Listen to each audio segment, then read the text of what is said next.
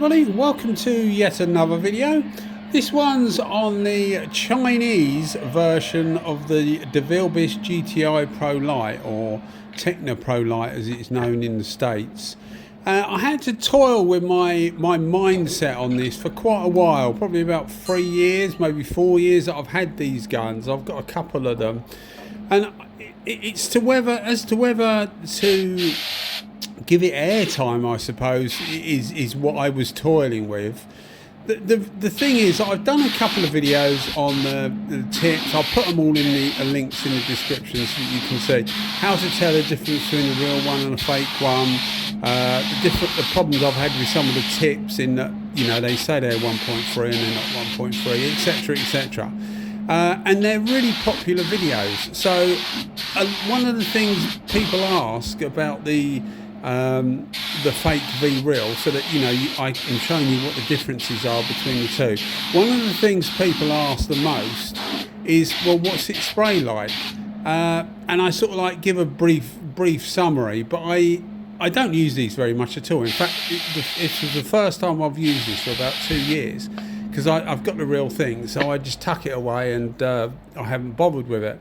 But I thought, no, I'll do a video on it and I'll put it out. So I'm sure this is going to upset some people who think, you shouldn't give it the time of day. And to a certain extent, I agree with you. But I've already bought these, so I'm already guilty, as such, of feeding the Chinese habit of copying things.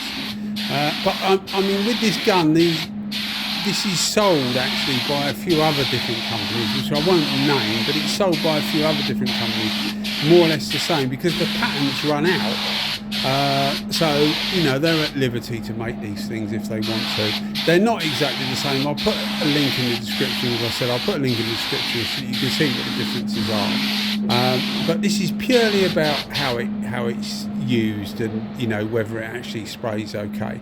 So there's a couple of other things I need to say.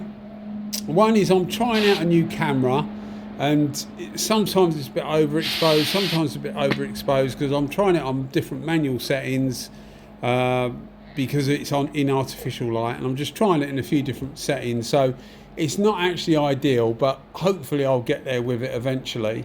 And another reason that I haven't got the first couple of coats of base coat was, again, the new camera. It's actually got a remote control, which is quite handy, because I'll turn it on, put it on my head, and then when I'm ready to start filming, just push the button and put the thing in my pocket or trousers or whatever, to start filming. And I forgot, I put it on my head, turned it on, put it on my head like I used to do with the old one, and forgot to actually start the filming. So if it looks a little bit overexposed sometimes, then apologies. Hopefully I'm getting there. I'm starting to get to know the various settings that are needed, but obviously you need to make some videos to actually get the right settings anyway. So coming down to the gun, so one of the things, as I say, people always ask me is, what does it spray like? Well, it actually sprays okay.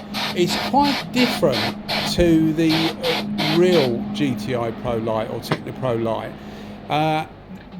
One of the difference, again, it's a separate video, I'll put that in the description as well. One of the things that you'll notice, if you get a cap saying TE20 from China, sorry Japan, if you get a cap with TE20 on it from China, or T110, that's the only two I've seen. You may be able to get T10s as well. But any of the caps are all exactly the same. They've got different markings on them, but they're exactly the same caps. So you're not doing yourself any favours by getting the different caps. And again, as I say, the link's in the description. You can see what I mean. It goes into the caps a bit more. So there's basically one cap, and this is it. This has got T110 written on it, but it's more like a TE20 with slightly different holes. What I will do is I'll do a spray out of the real thing and the fake thing at some time, so that people can see the difference in the pattern between the two. Or maybe I'll do a panel, a panel of each with the real and panel with the fake, or whatever, and we can see the difference then. That's probably the easiest thing to do. So one of the things you'll notice with this gun is it's actually got a, say for example the T110, which is what this cap is supposed to be.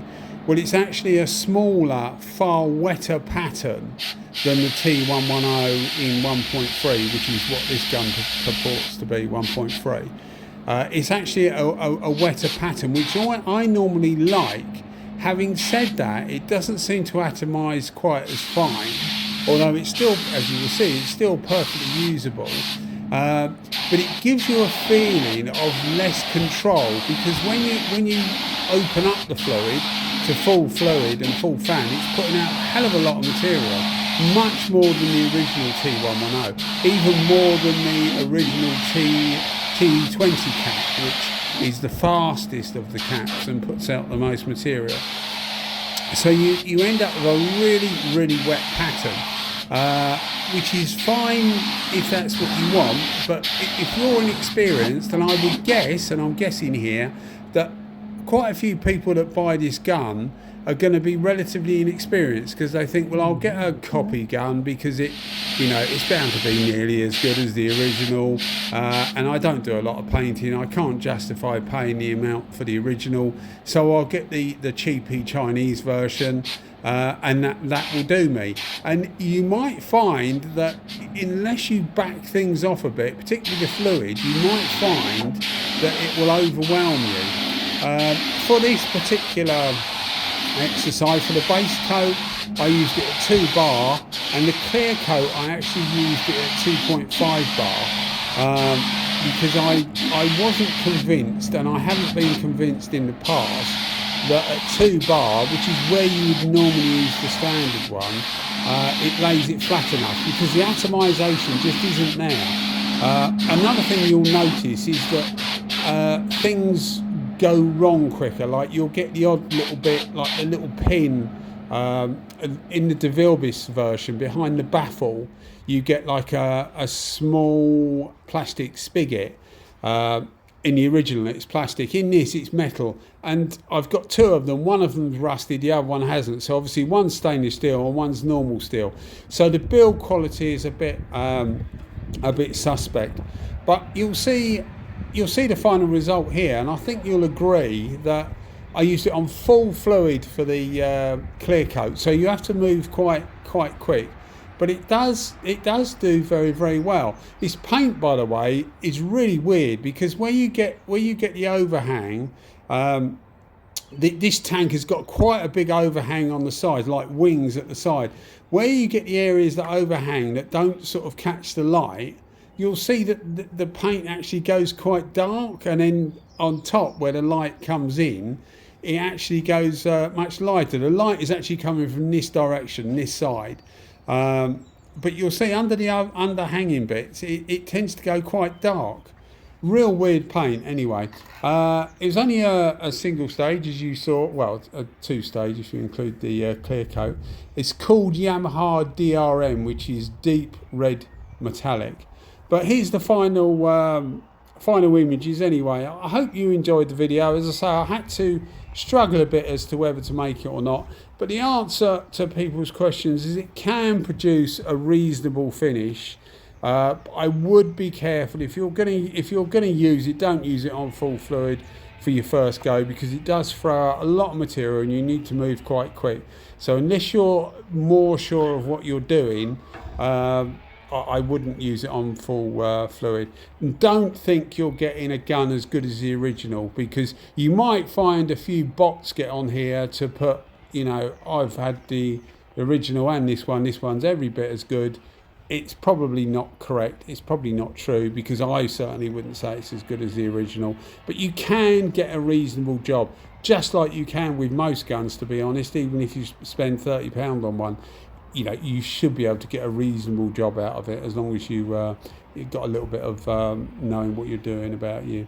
Anyway, guys, well, I hope you enjoyed the video, and as I say, I had to search my mind a bit as to whether to do it or not. If you're new to the channel and you like what you're seeing, maybe think about giving us a subscription if you would. Cheers, guys. Thanks for watching as always. Cheers. Bye-bye.